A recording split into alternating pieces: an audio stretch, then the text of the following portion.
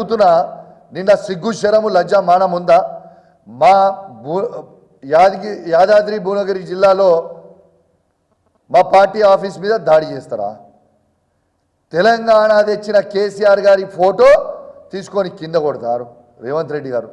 సిగ్గుందా? చావు నోట్ల తలబెట్టి తెలంగాణ తెచ్చిన కేసీఆర్ గారి ఫోటో తీసి కింద ఎట్లా కొట్టబుద్ధి అయింది మీకని నేను అడుగుతా ఉన్నాను. ఇలా ఇదే రేవంత్ రెడ్డి గారు కూడా ఆ కుర్చీలో కూర్చున్నంటే అది కేసీఆర్ గారి భిక్షనా కాదా? ఇలా తెలంగాణని ప్రపంచంలో గుర్తుపట్టేటట్టు చేసింది కేసీఆర్ గారు కాదా? ఇలా హైదరాబాద్ని ఇవాళ భారతదేశంలోనే టాప్ సిటీగా నిలబెట్టింది కేసీఆర్ గారు కాదా? ఇలా భారతదేశంలోనే ఇలా గ్రామ పంచాయతీ బెస్ట్ గ్రామ పంచాయతీలో అవార్డులు 20 ఇస్తే 19 వచ్చినాయి. అవి కేసీఆర్ గారు చేయబట్టి కాదా?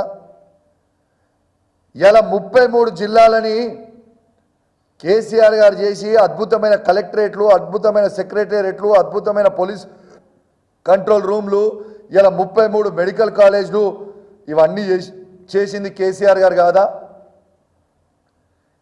ఎట్లా చేయబుద్ధి అయిందయ్యా? అట్లాంటి దేవుడు లాంటి కేసీఆర్ గారిని పట్టుకొని ఆయన చిత్రపటాన్ని తీసుకొని కిందేసి కొడుతుంటే తెలంగాణ ప్రజల గుండెల్లో బాధ అనిపించింది. ఇంత దారుణమా, ఇంత అన్యాయంగా ఉంటుందా అని ప్రజలు అంటా ఉన్నారు. అట్లాంటి బాపుని తెలంగాణ గాంధీ అయిన కేసీఆర్ గారి చిత్రపటాన్ని కొట్టడం న్యాయమేనా అని నేను అడుగుతా ఉన్నాను. తెలంగాణ ప్రజల్లారా, అసలు ఈ ప్రభుత్వం ఏమి చేస్తుంది అనేది ఒక్కసారి ఆలోచన చేయండి. ఈ రేవంత్ రెడ్డి ఏం చేస్తున్నాడో ఆలోచన చేయండి. ఇందుక తెలంగాణ తెచ్చుకుంది, కష్టపడి తెలంగాణ తెస్తే ఈ విధంగా బిహేవ్ చేయడం ఎంతవరకు కరెక్ట్ అని నేను అడుగుతా ఉన్నాను. అదేవిధంగా నేను హెచ్చరిస్తూ ఉన్నాను, రేవంత్ రెడ్డి గారు మీకు కూడా చెప్తా ఉన్నాను, నేను హెచ్చరిస్తూ ఉన్నాను, నేను డీజీపీ గారికి కూడా హెచ్చరిస్తూ ఉన్నాను.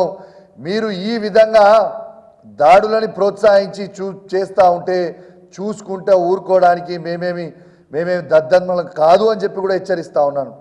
బిడ్డ మీరు ఈసారి చేసిర్రు, మేము చేసినాం, డీజీపీ గారు కూడా చెప్తున్నాం, మేము ఓపికగా ఉన్నాం. మా ఓపికని కూడా మీరు సహించే రేపు ఫ్యూచర్లో సహించము. మా మంచితనాన్ని కూడా మళ్ళీ చెప్తున్నా డీజీపీ గారు, మా సహనాన్ని చాతగానితనం అని అనుకోకుర్రి. మీరు దాడి చేసినా మేము ఓపికగా ఉన్నాం. రేపు మేము దాడులు చేసుడు మొదలు పెడితే బిడ్డ ఒక్క కాంగ్రెస్ నాయకుడు కూడా ఇంట్లో అనుకోడు, ఏ ఒక్కడు కూడా పార్టీ ఆఫీస్ మీద కూడా ఒక్కటి కూడా ఉండదని చెప్పి కూడా చెప్తా ఉన్నాం, హెచ్చరిస్తూ ఉన్నాం.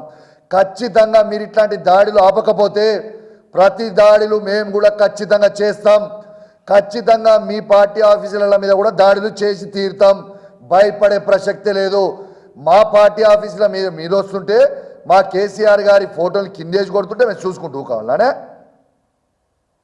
బిడ్డ ఖచ్చితంగా చెప్తా ఉన్నాం. మేము కూడా మీ పార్టీ ఆఫీసుల మీద దాడి చేస్తాం. ఇట్లా మొదలైతే డీజీపీ గారు దీనికి బాధ్యత మీరే వహించాల్సి వస్తుంది. ఎట్లా రేవంత్ రెడ్డి గారు ఆయన సీఎం, ఆయనే హోమ్ మినిస్టరు, కానీ ఆయనకి ఇంచు కూడా ధమాక్ లేదు. కానీ మీరు మాత్రం అధికారులు గుర్తుపెట్టుకోండి. ఇలా పోలీస్ శాఖకు కూడా మేము చెప్తా ఉన్నాం, మేము అడుగుతా ఉన్నాం, కేసీఆర్ గారు మీకు ఏం తక్కువ చేసిండండి? భారతదేశంలో ఎక్కడ లేని విధంగా అద్భుతమైన పోలీస్ కంట్రోల్ రూమ్ కట్టించిండు.